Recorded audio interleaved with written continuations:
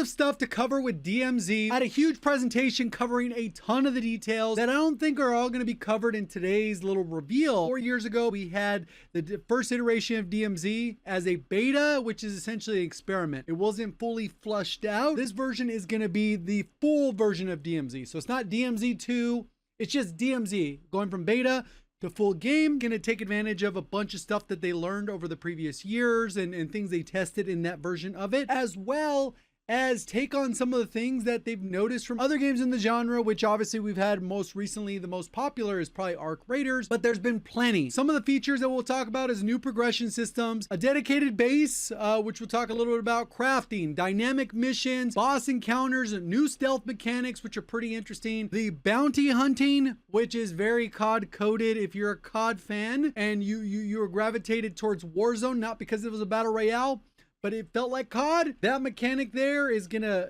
make you very happy as a COD player. And then there's some permanent progression as well. And hopefully what we'll be able to find out is if, based off this information, does DMZ have enough staying power to actually hold its own in the genre? DMZ beta was never really finished. It didn't really get to really put itself out there. And I think there was more of a proof of concept, which they started the iteration of that even 3 years before that. So they've had 7 years of working on DMZ, first 3 to get that beta out, and then from the beta took a bunch of learnings and then kind of go from there. Even though it did get decent amount of content throughout the year, it was just a way for them to test things and see what worked and what didn't work.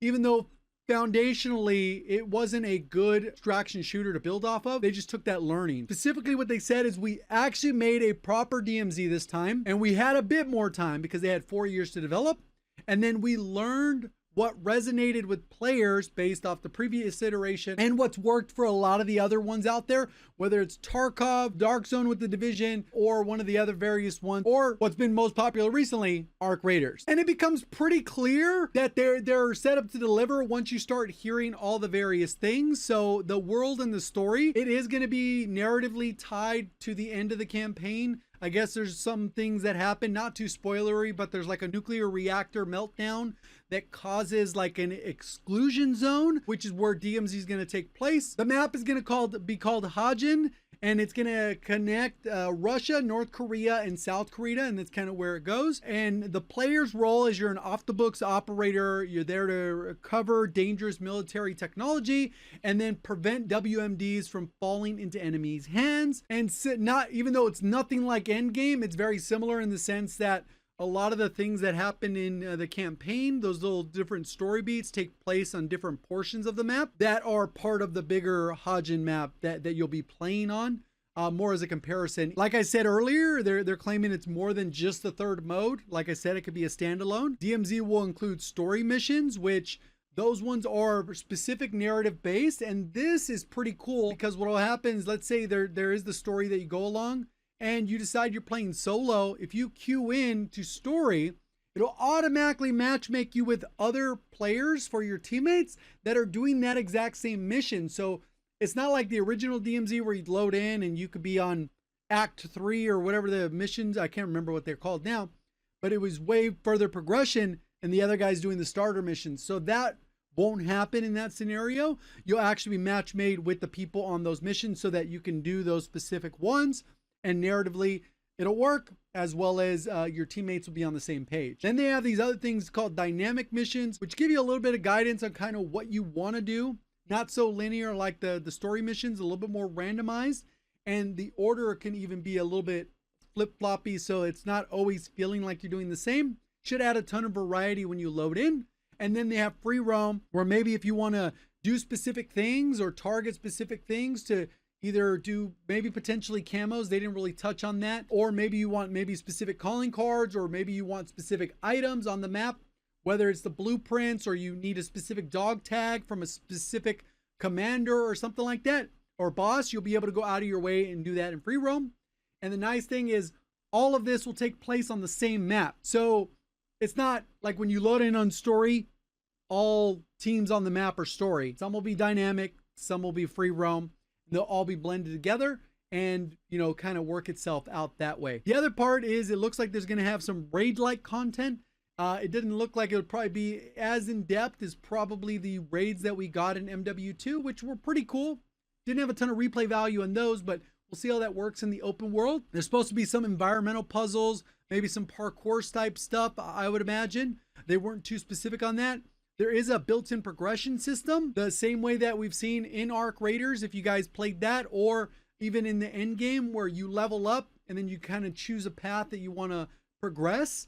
And it's broken into like the 3 skill trees where you can go more towards utility and looting and those types of things. And it splits it up very similar, like I said, Arc Raiders, where you have that green path, the red path, or the yellow path. And the nice part is you could have different operators. So if you want to spec one into more for looting or one to play a little bit more stealthy, which we'll talk a little bit about. There is also a crafting system which utilizes your base as well as blueprints that we've seen in other extraction shooters. But if you have familiarity with Arc Raiders, you do have the vendors at your base that you'll be able to interact with. You do have the 3D printer, which you'll be able to craft your different items, the different resources you gather when you're on the map, and then when you've exfilled with them. And then the blueprints, that's where you'll be able to utilize those ones to make the specific items that you want to make. So when you go in, you'll be able to have access to those. One of the first things that DMZ struggled with a lot of times the first time around is it really like that great of an extraction shooter. It felt a lot like Warzone with just some missions, which isn't really how an extraction shooter should feel. This one's much more of an extraction shooter built inside Modern Warfare's engine that they're going to be playing. When you do infill, like I said, you could choose any of the various options, whether you want to do story, dynamic, or free roam, but the world's going to be like a living world. So what that means is there's going to be enemies just patrolling, which DMZ, the first iteration, they kind of just stood guard at a specific area. There wasn't too many roaming ones. We did get a little bit of roaming ones when we did Modern Warfare Zombies. If anyone played that, it'd be like a convoy that kind of rolls around. They'll have some of that type of stuff. There's different patrols. There's different types of units. So if they have grunt units, they could be like a tier 1, tier 2, tier 3, where they get progressively stronger, more armor, that type of thing. There's some elite units, which are going to be a little more tanky, maybe named. And then you got the lieutenants and then the commanders, which we saw some of those in the first DMZ with a chopper that we saw. That was kind of like the main one that you usually would run into. But there's supposed to be tanks and some other vehicles involved as well that still plays into the grounded Modern Warfare universe. Because obviously you can't have like the Queen like Arc Raiders has, or some of the other crazy stuff that maybe Marathon has. More in line with maybe even more interesting than maybe even Tarkov has, which a lot of those bosses are just like an individual, but they're juiced up too. And I already mentioned tanks and helicopters, but they could also be drone swarms as well as massive juggernauts, which they mentioned. We did have a blog last week that talked like a couple lines about DMZ. One of the nice things is they are going to have dynamic weather, so that's part of the living world as well. And the dynamic weather isn't simply like a lazy version of dynamic weather like we had with Vondel, where it's like fog now and fog not, and that's it. Rain on, rain off.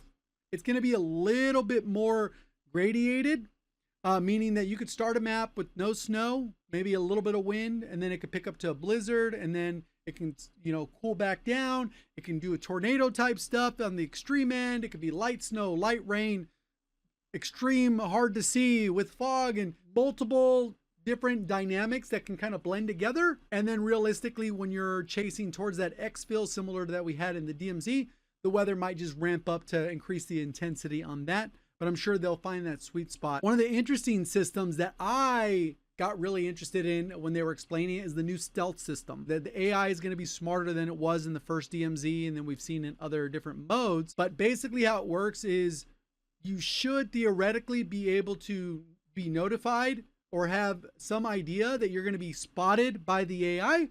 So you get the chance to prevent the detection. You either can get to cover, hide. Very similar to like we would see in some other stealth-based games. The stealth mechanics you would see in Assassin's Creed, even Metal Gear Solid, Hitman, even Ghost Recon, which is a team-based game. So you have a few of those options to kind of work your way through, which also involves you being able to shoot the target before they notify other people on the map or other AI. And that'll allow you to kind of keep blended and essentially stay off the map when it comes to the AI. The other part of that is they are tying in a star system, which I think most people just think of GTA when this happens, but It's very much the same. The stars are associated with threat level. And as you increase the stars, you're going to become more wanted, more aggressively chased. And the types of enemies that are on the chase looking for where you're at, it might become overwhelming once you get to 4 and 5 star, to a point where you basically can't play on the map. You have to exfil. You got to get the hell out of there, or else it's going to be a problem. So there's going to be that balance of, okay, we don't need to go full aggro all the time to draw the aggro. Maybe we get in, get out. That'll also be a good indicator of where some enemy players are on the map, because if they're drawing the aggro and playing a little bit reckless, the AI is definitely going to tell on them and say, there's a lot of noise here. And some similar systems with the AI systems where maybe you're drawing too much attention, there's going to be a reputation system tied to PvP, which I think is pretty cool. And we'll touch a little bit more on as we get into that part, because I think that's one of the like COD type of mechanics. So in terms of progression, we talked a little bit about it with the skills, reputation, and stuff like that. But one thing you will be able to do is that when you start off, if you start off level 1, you got a new operator, you'll be able to level it up. And let's say you die, you don't make it out. One cool system that they've done in this place is that when you're loading into the next raid, or whatever you want to call it, you're going to have another operator, but in your base, as well as a lot of the vendor, the gunsmith, the 3D printer, and a lot of these other things that we've seen in other games like Tarkov, Arc Raiders, or even like The Division with their little home base where you can do all these different things. You're also going to be able to rescue your operator from previous missions that maybe died or didn't make it out, and they considered MIA. Depending on the number of skills that operator had, there'll be a cost associated with that. And that's where there's an out of game economy, in addition to the resources, the stash, and being able to buy stuff through the vendor, and the blueprint system, and all these other systems working together. The way that a lot of extraction shooters work, or the vast majority, you will be able to reinvest and buy that operator back, and get those skill points to spend back on the operator. And the nice thing is, it doesn't just give them back exactly how you had them. If you want to reallocate those points, you will just be able to reallocate those at that fixed cost. And like I said, if they were a level 20 operator, you had 20 skill spec, they would cost a specific amount. If they were level 40, well, they're going to cost a significantly amount more. They didn't really explain if it's like a level 40 operator versus 20 would be double the cost, or if it's a progressive type thing. If you look at a regain and you have cash stored up, it won't hit you quite as hard, but it could be considerably expensive. So it kind of depends on where your economy's at in those scenarios. They wanted to make meaningful loot. Items that will become, you got components, you got different recipes, upgrades, resources tied to progression and unlockables. One example that I saw in the presentation is that, like, let's say you had a frag grenade blueprint, you would craft it with electronics, chemicals, and then ballistics fabric.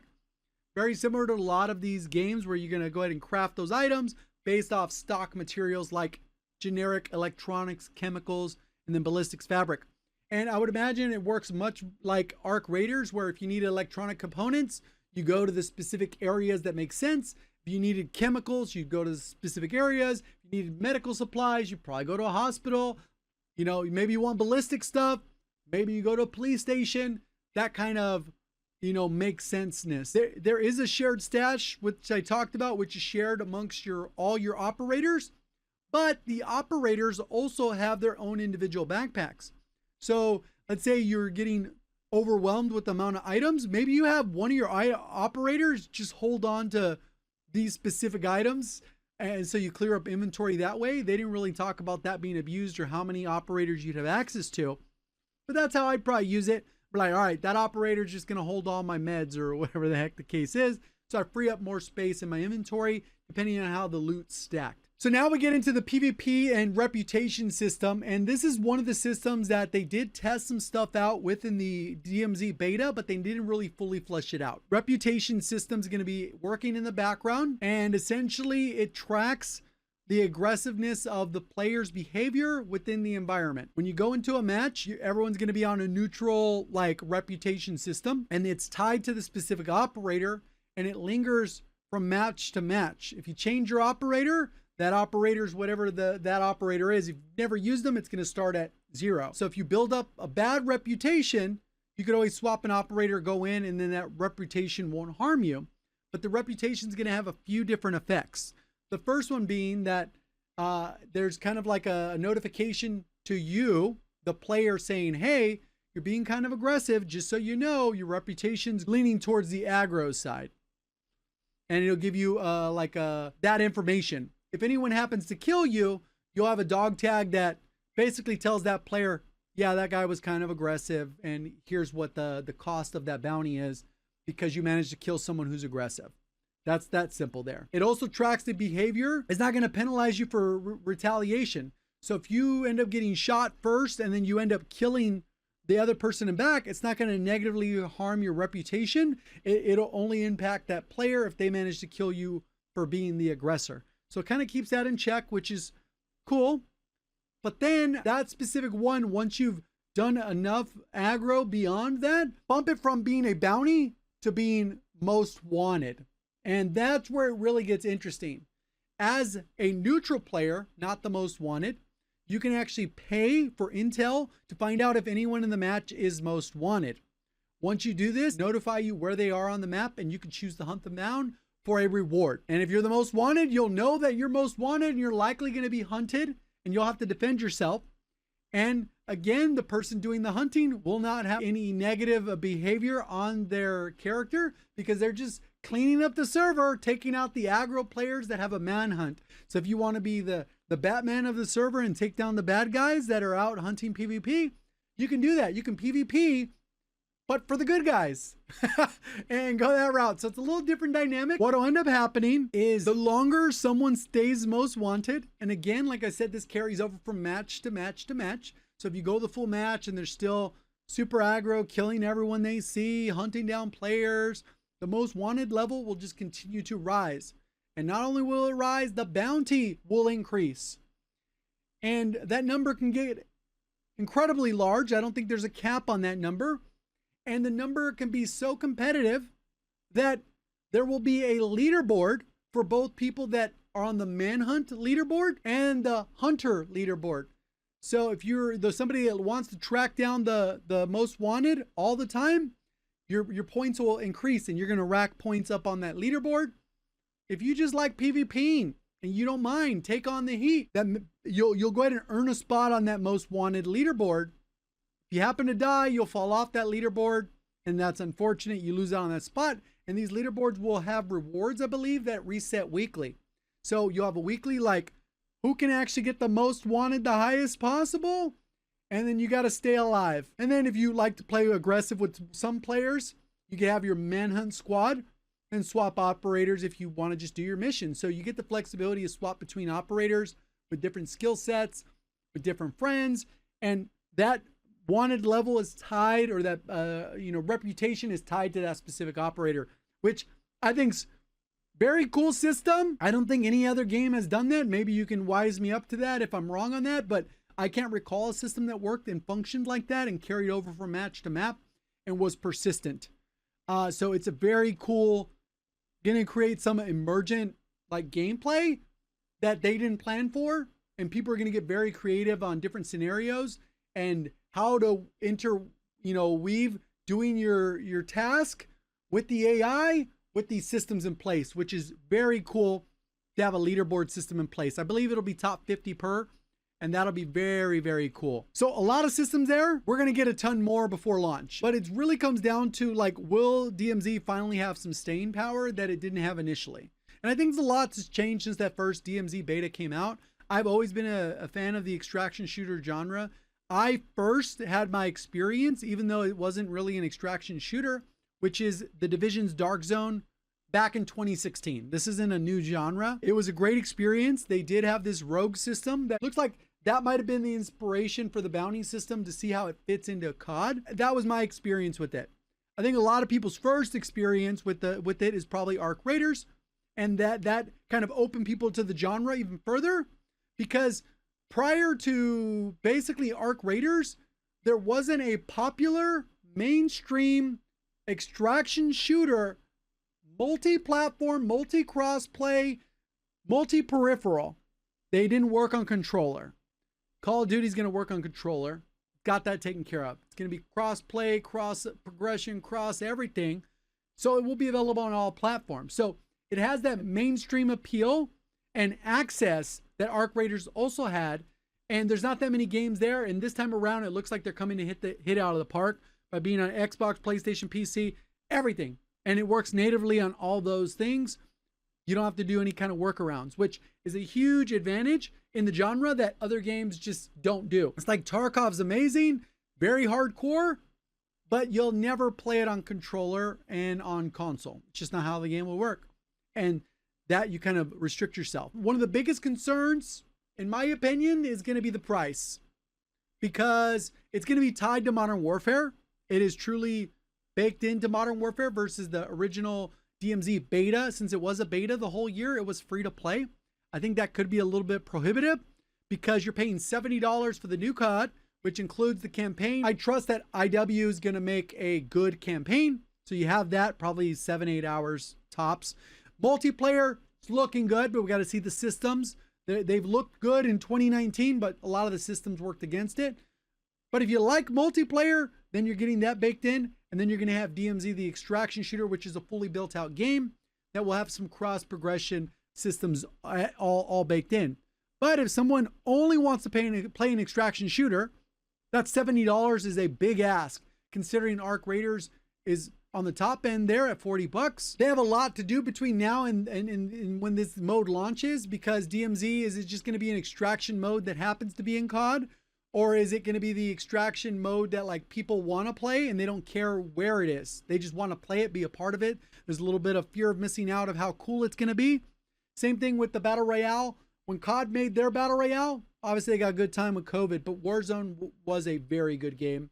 And it still is a pretty good game relative to the random BRs that just don't last. And it'll be also to like figure out, once you got people in, it's like, how do you keep them going? Are the bosses interesting enough? How did the dynamic weather recipe system work? Is there going to be resets? Arc Raiders ran into an issue where they were pumping out content. They couldn't keep up. And now they're on like a 6-month, like twice a year update. So they're not going to get an update until October. Like that is pretty scary for your game. Call of Duty usually does. Every 2 months you get a major update, or like a bigger update. Maybe not major, annually I would consider a major update. I think it'll clearly be bigger than the beta, even though that was free. But there's so much cool stuff in there that I think if they really just deliver, it'll be what I initially like hoped for DMZ when it first came out. And I played that beta and I locked in. I got that rose skin. People have been following the channel for a while. You'll know that I basically use the rose skin in pretty much every video. And I have been using it forever, unless the game automatically switches me. You know how that is sometimes. But let me know your guys' thoughts. Are you guys hyped for it? I'm pretty excited for it. But we'll see you on the next one. Thank you for watching. As always, have a great day.